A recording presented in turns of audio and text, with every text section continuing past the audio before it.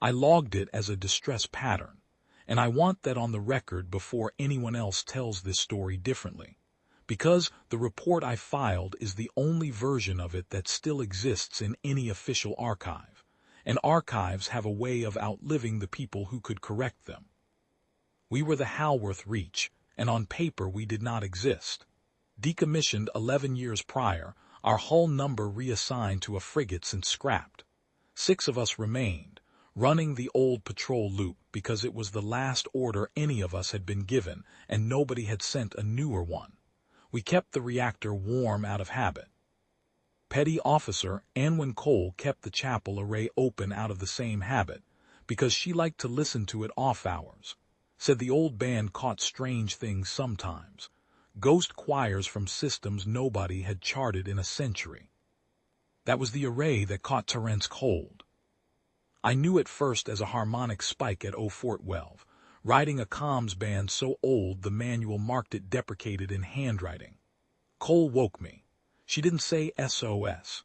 She said, "I think someone is dying and wants us to know it," and there was a wrongness in her voice, like she'd caught herself believing something she didn't want to. It cleaned up into a voice. One voice, unaccompanied, singing in a language our matrices only half owned, though they guessed at cognates, funeral, valley, keep last. Cole said it sounded like a hymn. I said it sounded like a woman who knew exactly who she was singing for, and that the who was not us.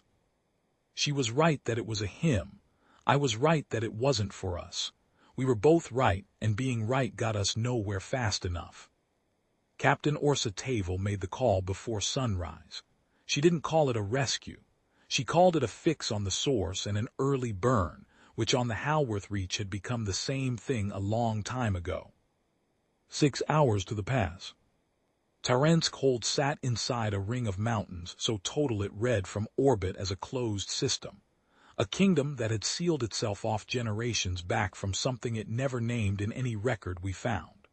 One approach, a glacier-cut pass, daylight hard and clean over the valley floor below it, the kind of light that makes everything underneath look already judged.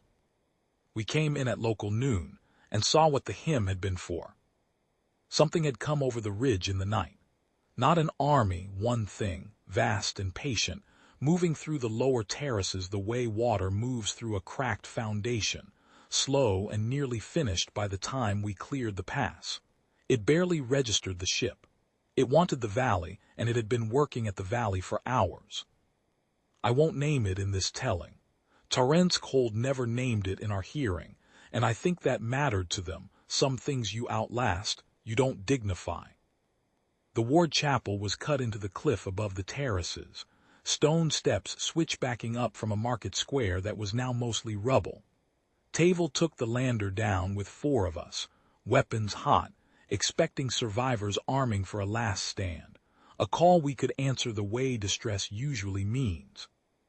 What we found at the top was an old woman alone at a stone transmitter, hand-carved characters worn pale around its one switch, still singing when we came through the door.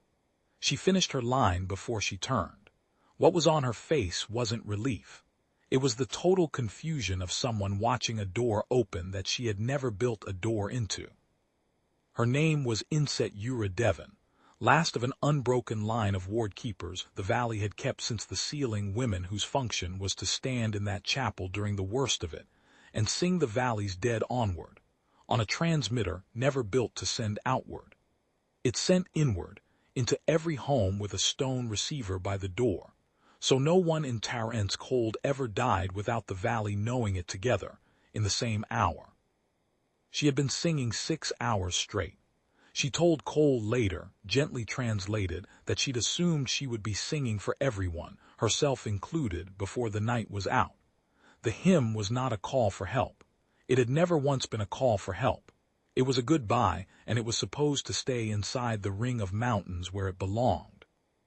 Cole explained the harmonic bleed to her on the ship, simply, that the old stone transmitter shared a frequency family, by some forgotten accident of design, with a deprecated chapel monitoring band, a ship nobody remembered still happened to be listening on. That grief, broadcast honestly enough and long enough, sometimes finds a door nobody built on purpose. Yura didn't look comforted. She looked like she was recalculating something that mattered more to her than gratitude. We could not save the valley. I won't round that edge off. The thing on the ridge had already taken the lower terraces by the time our lander cleared the pass, and 4 armed sailors and 1 tired ship were never going to undo 6 hours of that.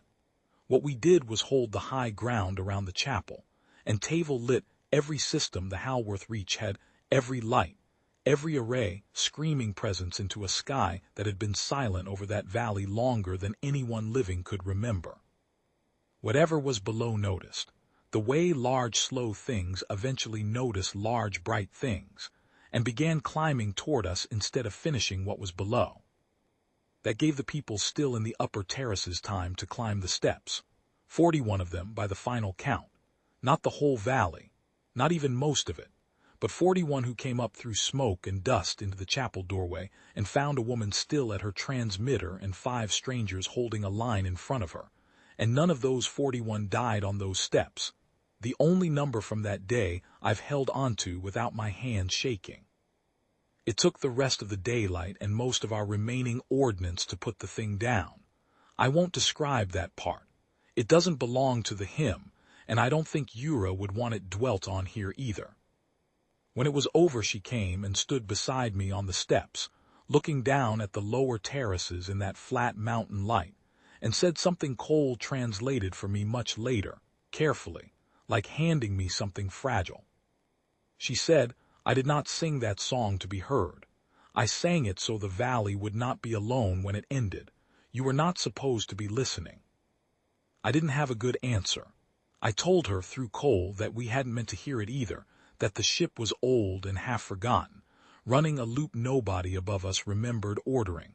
The array only opened because one petty officer liked old frequencies on her off hours, and none of it was supposed to add up to anything. And then I told her I was glad, all the same, that it had. She didn't answer that. She looked down at the valley a long time, then up toward the pass, where the light was already going gold toward evening, and said one more thing Cole didn't translate until we were most of the way home, because she needed to sit with it herself first. She said, then perhaps it was not only a song for the dead. We carried the 41 survivors 6 days to the nearest relay station, the Halworth Reach running harder than her listing technically allowed, not that anyone was left to enforce it.